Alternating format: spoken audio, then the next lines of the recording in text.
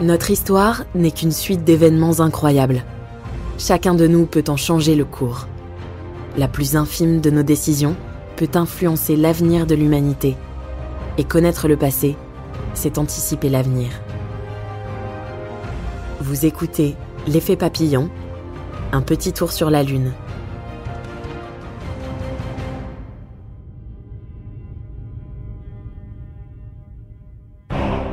Le 4 octobre 1957, s'élevant depuis la base de Baïkonour, la fusée R7 lance le premier satellite dans l'espace.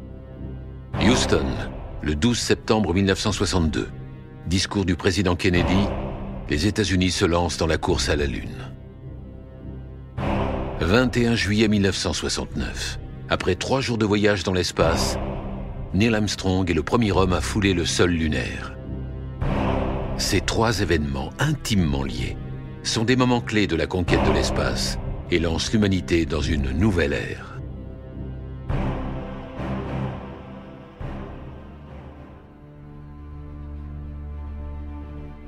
Depuis la nuit des temps, l'homme est intrigué par les phénomènes célestes.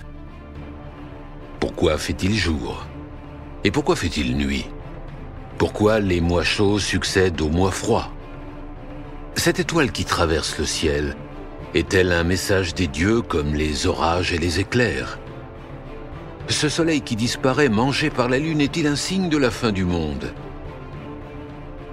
Pour un homme préhistorique, un ciel étoilé devait être à la fois magnifique et énigmatique. En l'observant de longues heures durant, il a cependant dû noter que certaines étoiles bougeaient alors que d'autres non. De cette époque lointaine, il nous reste quelques rares monuments comme les monolithes de Stonehenge. Aujourd'hui, on leur attribue souvent un rôle d'observatoire astronomique. En Mésopotamie, au premier millénaire avant notre ère, l'observation du ciel devient une véritable institution. Tout est soigneusement noté et conservé. Certains astronomes sont même chargés, chaque soir, de comptabiliser les différentes étoiles composant la voûte céleste. Pour se retrouver dans l'immensité astrale, on dresse progressivement une carte du ciel. Les étoiles sont regroupées en constellations. Longtemps, l'étoile du Nord est le principal point de repère des navires naviguant la nuit. Durant l'Antiquité grecque, on commence à penser que la Terre n'est peut-être pas plate, mais ronde. L'astronomie ne sert plus seulement à prévoir les saisons, mais aussi à comprendre notre monde. Au XVIe siècle, Copernic défend l'idée que la Terre tourne autour du Soleil. Au siècle suivant, Galilée en fait la démonstration. Nous ne sommes donc pas le centre du monde. En 1887, comme les Mésopotamiens des millénaires auparavant, on cartographie le ciel, mais cette fois à l'aide de milliers de photographies. Puis c'est l'apparition des premiers grands télescopes qui repoussent les limites de l'œil humain. L'humanité plonge de plus en plus profondément dans l'univers. Bienvenue dans la mémoire de l'humanité. Ici, nous pouvons contrôler le temps, analyser et comparer des milliards d'événements, les modifier pour réécrire l'histoire à l'infini. Par exemple, essayons de condenser les 200 000 ans de l'histoire de l'humanité connue en une journée de 24 heures. Nous ne savons pas énormément de choses des 23 premières heures, si ce n'est qu'à la fin de cette période, l'humanité s'est rassemblée dans des villages, puis des villes. À 23h20, l'homme a découvert l'écriture. Cela ne fait qu'un quart d'heure que le christianisme est apparu. Il y a 1 minute et 48 secondes, on a inventé la machine à vapeur. 22 secondes plus tard, c'est au tour de l'électricité, puis du téléphone et de l'avion. L'énergie nucléaire a 34 secondes, l'informatique 24, Internet moins d'une dizaine. Nous créons en 7 secondes même les inventions de demain. Au regard du chemin parcouru, qui sait jusqu'où nous irons? Quelles seront nos prochaines grandes avancées?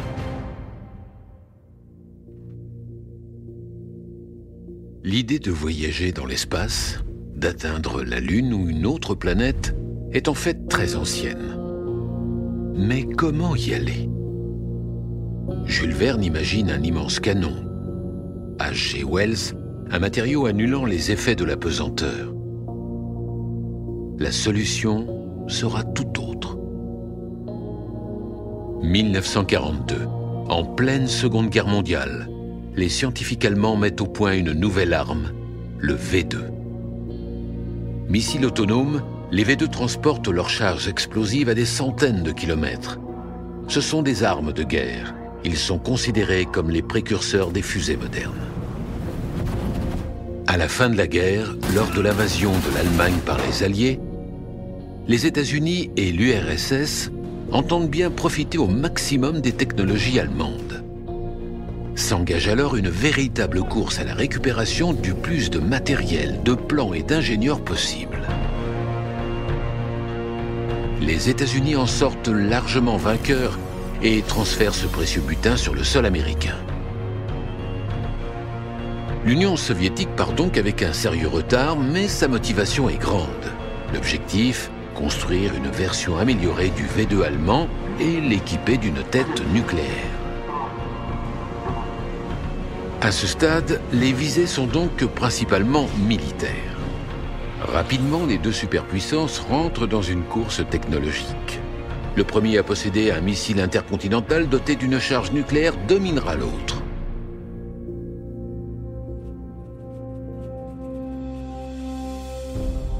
Le principal responsable du programme des fusées soviétiques est Sergueï Korolev. Il est chargé de construire le missile tactique le plus puissant jamais conçu, mais sa motivation profonde est légèrement différente. Korolev veut envoyer l'humanité dans l'espace. 1957, la fusée R7 Semyorka est opérationnelle. Elle deviendra le fer de lance de l'URSS dans la conquête spatiale. Le 4 octobre 1957, en fin de soirée, elle s'élève au-dessus de Baïkonour, la base spatiale soviétique. À son bord, le tout premier satellite de l'histoire, Sputnik 1.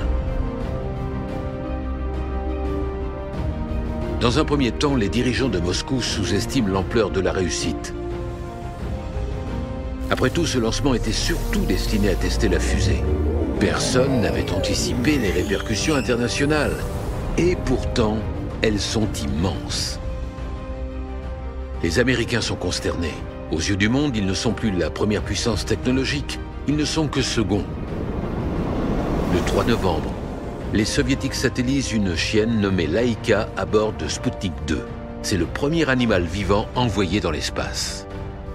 Les Américains accumulent le retard. Pour répondre au programme soviétique, ils créent leur propre agence spatiale, la NASA. La course à l'espace est lancée. Action-réaction. En aéronautique, une fusée est un véhicule qui se déplace dans l'espace grâce à un moteur spécial. Sa mission est de transporter une charge utile dans l'espace, c'est-à-dire à plus de 100 km de la surface de la Terre. Pour s'arracher à l'attraction terrestre, elle doit atteindre la vitesse de 7,9 km par seconde, plus rapide que la balle d'un pistolet. Elle a donc besoin de propulseurs très puissants. Chaque moteur de la fusée américaine Saturn V fournit l'équivalent de 160 millions de chevaux. Les moteurs d'une fusée fonctionnent sur le principe d'action-réaction.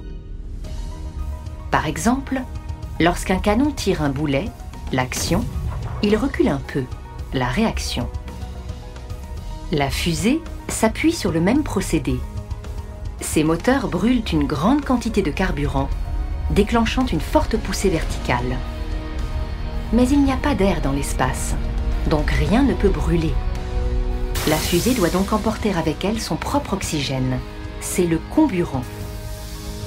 Composée de plusieurs étages, elle s'en sépare au fur et à mesure de sa montée. Les étages retombent alors sur Terre. Toutes ces opérations sont risquées. Aucune défaillance n'est possible. Sinon, c'est l'explosion, comme la navette Challenger en 1986. Proton, le lanceur russe, est la fusée qui bat le record du nombre de lancements. Mais même lui a connu 47 échecs sur 410 décollages jusqu'à aujourd'hui. Partir à la conquête de l'espace n'est pas de tout repos.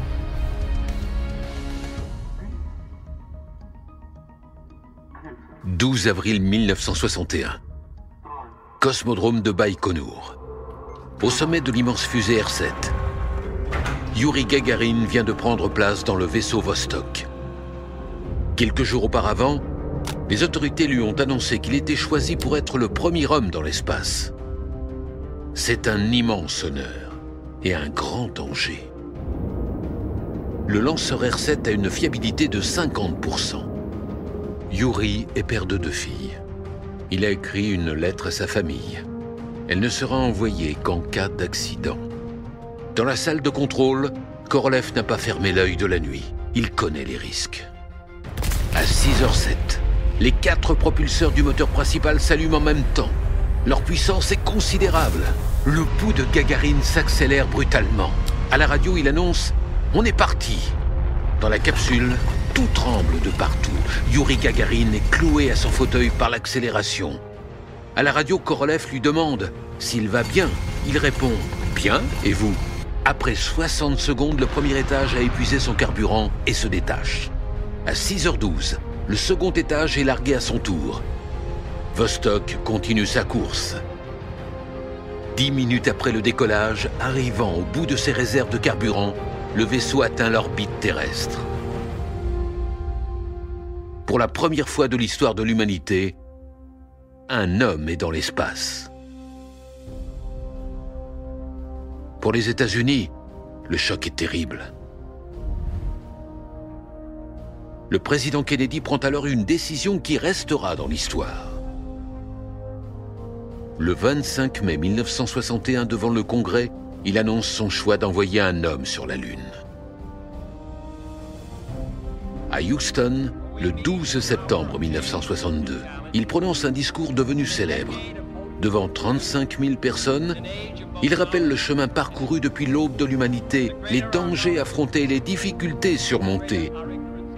Pour lui, l'humanité ne peut progresser que si elle se fixe de nouveaux défis. Kennedy, sous une pluie d'applaudissements, annonce alors « Nous choisissons d'aller sur la Lune, non pas parce que cela est facile, mais justement parce que cela est difficile. »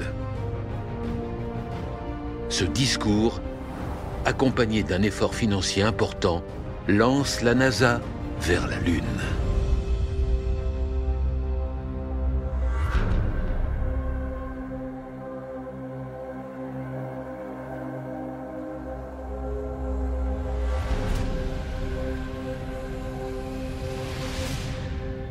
Nous venons d'arriver à un point de divergence. Un point de divergence est un événement clé, un carrefour dans notre histoire, où le monde bascule d'un côté ou de l'autre. Que se serait-il passé si le président Kennedy n'avait pas pris cette décision? Depuis 1959, les Soviétiques mènent leur propre programme lunaire, le programme Luna. En 1966, 3 ans avant le premier pas sur la Lune des Américains, la sonde soviétique Luna 9 se pose en douceur sur le sol lunaire. Si les Américains n'étaient pas allés sur la Lune, les Soviétiques l'auraient très certainement fait. Ce n'était qu'une question de temps. Le drapeau rouge flotterait sur la Lune. Le choix de Kennedy a été déterminant et audacieux, mais pas surprenant. Tôt ou tard, les États-Unis devaient être présents dans l'espace, alors autant y être les premiers. À ses débuts, l'aviation, elle aussi, était une histoire de pionniers. Des personnes isolées faisaient des expériences folles, voler comme les oiseaux. Les premiers pas n'ont pas été immenses, tout au plus quelques mètres de vol plané. Puis progressivement, les militaires puis les industriels s'y sont intéressés. La Première Guerre mondiale a vu l'apparition des premiers avions de combat. La nécessité a poussé les pays à une course à l'innovation. Aujourd'hui, on compte 80 000 vols commerciaux par jour. Prendre l'avion n'est plus quelque chose d'extraordinaire. Houston, Londres, Paris, Pékin, Moscou. Ce soir du 21 juillet 1969, le monde est devant sa télévision.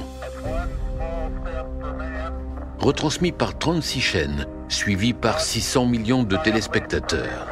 Les premiers pas de l'homme sur la Lune sont l'un des événements majeurs du XXe siècle. Après 3 jours de voyage dans le vide spatial, les astronautes Neil Armstrong et Buzz Aldrin ont réussi l'exploit de se poser à la surface de la Lune.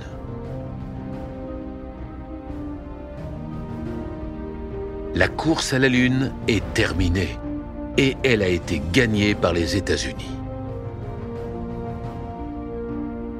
Les Soviétiques, pionniers de l'espace, ont vu leur progression technologique ralentir, notamment après la mort de leur ingénieur le plus impliqué, Sergueï Korolev.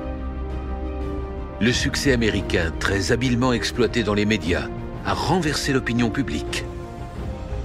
La place actuelle de l'URSS dans l'imaginaire collectif, simple second de la conquête spatiale, est le résultat de cette communication. Le faire savoir est le complément du savoir-faire. La course à la Lune était donc aussi une compétition médiatique.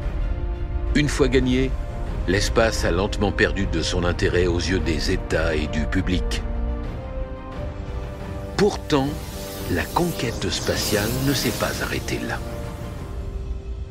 En 1971, les Soviétiques construisent la station spatiale Salyut 1. Pour la première fois, des hommes séjournent dans l'espace. En 1977, la NASA lance les sondes Voyager à la découverte du système solaire. Aujourd'hui, après 18 milliards de kilomètres, Voyager 1 vient d'en sortir et continue sa course vers l'infini.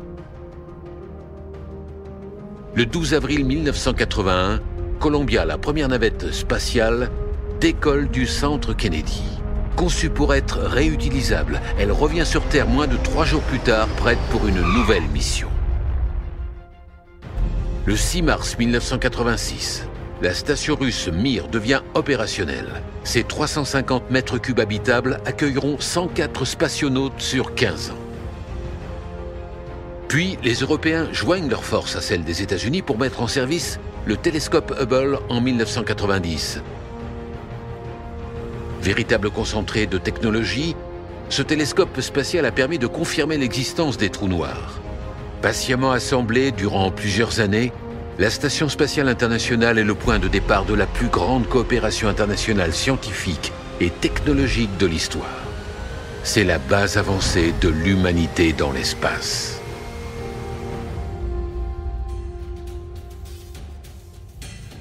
Inventer le futur. La conquête de l'espace est comme une course de Formule 1. Au quotidien, personne ne conduit de Formule 1. Ces voitures de haute technologie sont bien trop fragiles et coûteuses. On est donc tenté de dire que ces courses ne servent à rien. Cependant, pour avoir un espoir de gagner, chaque écurie doit mener des recherches et élaborer des nouvelles techniques. Ces nouvelles techniques sont, dans un premier temps, jalousement gardées et utilisées en compétition. Mais, au bout d'un certain temps, on les retrouve dans les chaînes de fabrication des voitures de série. Il se passe exactement la même chose pour l'exploration de l'espace. La conquête spatiale a été le moteur d'une incroyable quantité de nouvelles technologies. Le GPS présent dans nos voitures ou nos téléphones, la couverture de survie, les freins des trains à haute vitesse, le velcro, les textiles ignifugés, les airbags, les satellites de téléphonie, le téflon, les couches culottes et même les manettes de jeux vidéo. Tous les jours, dans notre quotidien, nous utilisons une technologie issue de la conquête spatiale. Les inventions naissent lors de défis technologiques et finissent dans nos supermarchés.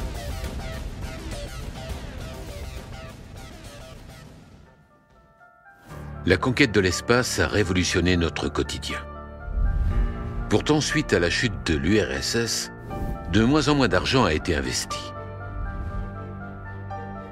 Avec la banalisation des vols habités, le public s'est lentement désintéressé. qui peut aujourd'hui citer les spationautes des différentes missions spatiales? Le problème, ces vols coûtent extrêmement cher. Lorsqu'au quotidien il faut payer ses factures, l'intérêt technologique de la conquête spatiale peut sembler loin. Pour être rentable, une mission spatiale doit donc apporter quelque chose en échange, une nouvelle technologie plus performante et commercialisable. Cette nouvelle orientation a mené les agences spatiales à trouver de l'argent là où il y en a. En 1996, la société Pepsi-Cola a payé $1 million pour qu'une canette gonflable géante soit déployée dans l'espace. L'agence spatiale russe a trouvé une autre solution. Moyennant une $30 millions, un civil peut s'offrir un aller-retour dans la Station spatiale internationale si, bien sûr, il reste de la place dans la fusée.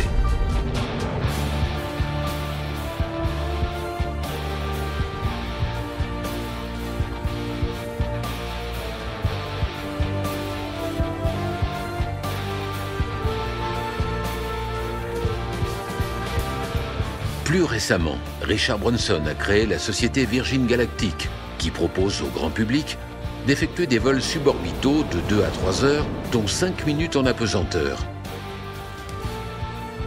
Ces vols, assurés par un nouveau type de navette, ne seraient pas dépendants des agences gouvernementales. Prix du billet, $250 000. À long terme, l'idée visionnaire est d'appliquer la même méthode que pour l'aviation, l'informatique ou encore la téléphonie mobile. Rendre la technologie des vols spatiaux économiquement viable et accessible à tous. À ce jour, la société enregistre déjà 700 réservations. Après la conquête des pionniers, l'humanité s'apprête à investir l'espace. Mais ceci est une autre histoire. L'esprit pionnier. Par définition, un pionnier est celui qui est en avance sur son temps, le premier à se lancer dans une entreprise. D'abord un rêve, la conquête spatiale est devenue une réalité. Après avoir marché sur la Lune, les hommes séjournent désormais dans l'espace en permanence et effectuent des allers-retours sur Terre. Au-dessus de nos têtes, des centaines de satellites sont en orbite et permettent à notre civilisation de vivre la révolution numérique. En cet instant même, des robots conçus et pilotés par l'homme roulent sur le sol de Mars et des télescopes scrutent les profondeurs du cosmos pour décrypter les secrets de l'univers. Que nous réserve l'avenir? La colonisation de Mars? Des voyages dans l'espace comme on prend sa voiture? La découverte d'une trace de vie extraterrestre? Nous sommes allés sur la Lune grâce à des fusées initialement prévues pour être équipées de têtes nucléaires. La conquête de l'espace a été motivée par la guerre froide. Les programmes spatiaux ont déjà coûté des sommes astronomiques. Mais la nature profonde de l'être humain semble toujours l'inciter à repousser les limites, à saisir l'inconnu. Cette curiosité nous accompagne depuis l'aube de l'humanité. Comprendre nos origines, déterminer notre place dans l'univers, décider de quoi sera fait demain. De toutes les espèces peuplant la Terre, l'être humain est a priori la seule qui, quand elle regarde les étoiles, a envie d'y aller. Vous venez d'écouter L'effet papillon quand l'histoire bascule. Si vous avez aimé ce podcast, vous pouvez vous abonner sur votre plateforme de podcast préférée et suivre Initial Studio sur les réseaux sociaux. L'effet papillon quand l'histoire bascule est une série de podcasts coproduite par Initial Studio, Madfilm et Triary Prod, adaptée de la série documentaire audiovisuelle Point de repère, coproduite par Madfilm et Triary Prod, créée par Pierre Lergenmüller et Jean Marc, et écrite et réalisée par Pierre Lergenmüller, avec les voix de Michel Roy et Karine Pinotto. Production exécutive du podcast, Initial Studio. Production éditoriale, Sarah Koskiewicz et Marie Agassan. Montage, Johanna Lalonde, avec la voix d'Alix Martineau.